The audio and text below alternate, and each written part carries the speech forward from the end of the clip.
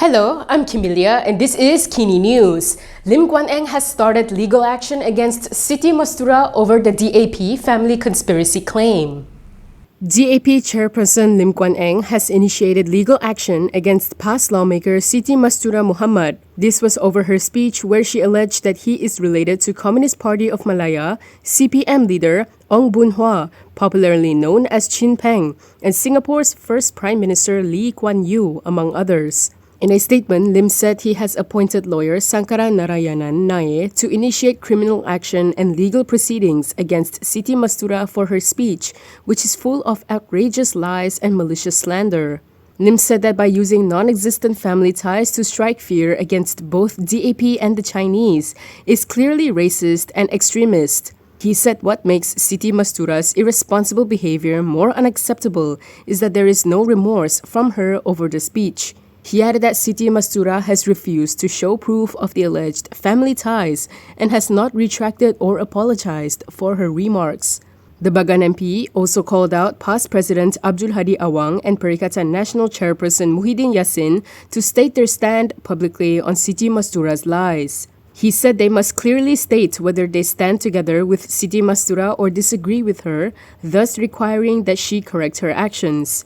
On November 7th, Lim had given Siti Mastura 48 hours to furnish evidence in relation to her allegations, which were made during a recent past program in Terengganu. PSM has lauded Syed Saddiq for stepping down as Muda president while he clears his name in court. Abdul said it is something rare in Malaysian politics and puts older politicians to shame. PSM has lauded Syed Saddiq's Rahman for relinquishing his post as Muda's chief. PSM Deputy Chairperson S. Abdul told Malaysia Kini that it is something rare in Malaysian politics. He said the move should be welcomed since what he has done puts older politicians to shame. Arul added that he hoped Muda and Syed Saddiq will survive this slaughter and grow larger. He said Malaysian politics needs principles as well as fresh air. Yesterday, the Kuala Lumpur High Court convicted Syed Saddiq, who is Muar MP, on 4 charges involving criminal breach of trust, CBT, misappropriation of property, and money laundering. He was sentenced to 7 years imprisonment, 2 strokes of the rotan, and slapped with a 10 million ringgit fine. Syed Saddiq later announced that he would step down as Muda president, and his current deputy, Amira Aisha Abdul Aziz, would be made acting president. In a press conference, he said that in order to be president of Muda, that leader must be whiter than white, as the responsibilities are out of the ordinary. Syed Saddiq added that no one, not even himself, is bigger than the party and he did not deserve the role anymore. He said he would vacate his post as Muda's president immediately while he cleared his name in court. Muhyiddin wants the government to review the anti-hopping law. He said this is as the law has several weaknesses. Bersatu President Muhyiddin Yassin has called for a review of the anti-hopping law. He said this at a press conference last night after chairing a Bersatu Supreme Council special meeting at its office in Kuala Lumpur. The meeting was convened to discuss the issue of Perikatan Nasional MPs who had pledged to support Prime Minister Anwar Ibrahim. Muhyiddin said Bersatu believes that the AHL has to be reviewed as it has several weaknesses and cited the case involving Bersatu MPs in Sabah as an example. Sebagai contoh dalam kes yang masih belum diputuskan oleh pihak mahkamah terhadap 4 ahli Bersatu yang bertindak untuk menyokong kerajaan perpaduan dan kes itu masih lagi menunggu keputusan mahkamah, ialah kerana di peringkat speaker telah memutuskan bahawa mereka tidak melanggar.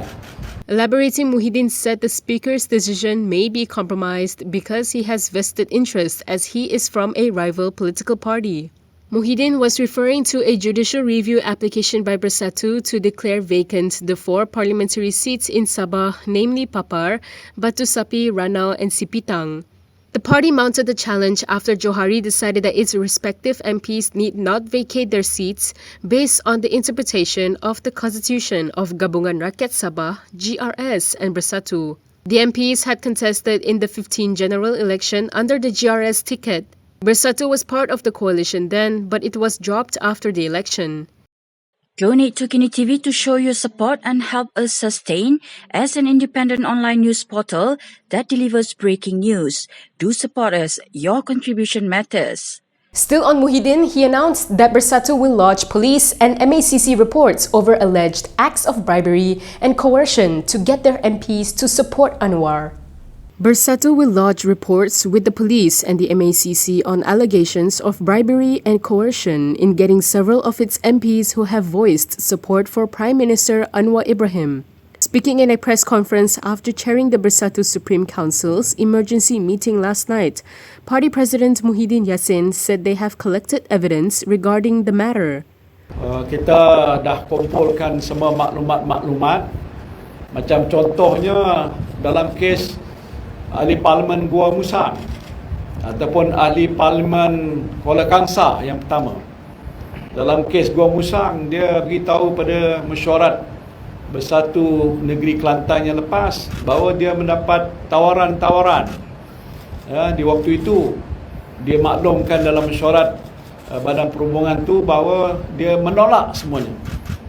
Tapi lantas 3 hari lepas tu dia umumkan keputusan bahawa dia sokong sana, dan kita suspek ada perkara yang berlaku yang mungkin telah pun melanggar peruntukan undang-undang, dan ini data ni kita ada kumpulkan. 4 Bersatu MPs have pledged support for Anwar. They are Gua Musang MP Muhammad Azizi Abu Naim, Jeli MP Zahari Kecik, Kuala Kangsar MP Iskandar Zulkarnain Abdul Khalid, and Labuan MP Suhaili Abdul Rahman. Iskandar and Suhaili have since been suspended from Bersatu by the party's disciplinary board. The support of the 4 brings the number of MPs aligned to Anwar in Parliament to 250, 3 more than a 2/3 majority. Meanwhile, Puat has told Muhyiddin to look in the mirror. This was over Muhyiddin's claims that Bersatu MPs were being bribed and threatened. UMNO Supreme Council member Muhammad Puat Zarkashi has told Perikatan Nasional chairperson Muhyiddin Yassin to look in the mirror before accusing the government of bribing and threatening 4 Bersatu MPs into supporting Prime Minister Anwar Ibrahim. In a post on Facebook, he questioned who was the one who had used threats and bribes. He pointed out that all UMNO MPs who left the party in 2018 and joined Bersatu in 2019 became ministers. Puat said all of them got positions, and this included Mustafa Muhammad, Dr. Latif Ahmad, Ikmal Hisham Abdul Aziz, Mas Ermiati Samsudin, Hamzah Zainuddin, Dr. Noor Azmi Ghazali, and Shabuddin Yahaya. He added that UMNO leaders such as Najib Abdul Razak, Tengku Adnan Mansur, Ahmad Sahid Hamidi, Shahrir Samad, and Aziz Rahim were also threatened with dozens of accusations but did not run away. Last night, Muhyiddin had said that Bersatu will lodge reports with the police and MACC alleging acts of bribery and coercion in getting several of the party's MPs to voice support for Anwar. He said they suspect several things that go against the law happened and have collected data on this. Fahmi has called on TikTok and Meta to resolve several issues, including the removal of Palestine-related contents on their platform. Communications and Digital Minister Fahmi Fadzil met representatives of TikTok and Facebook parent company Meta yesterday. This was to discuss issues involving contents regulation. In a post on Facebook, Fahmi said they discussed Palestine-related content being removed from TikTok, online gambling, and coordinated inauthentic behavior. He said he had raised several complaints and major issues involving the 2 platforms and asked TikTok and Meta to take immediate action.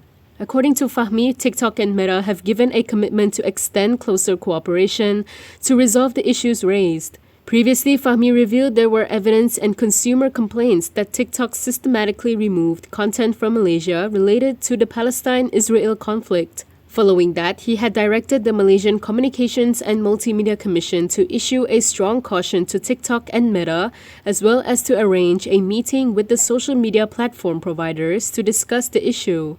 That is all for me today. For more stories, you can go to kinitv.com. You can also follow us on Instagram, Twitter, YouTube, and Facebook for the latest news updates. If you'd like to support independent media, do consider subscribing to MalaysiaKini.com. I'm Kimilia. Thanks for watching.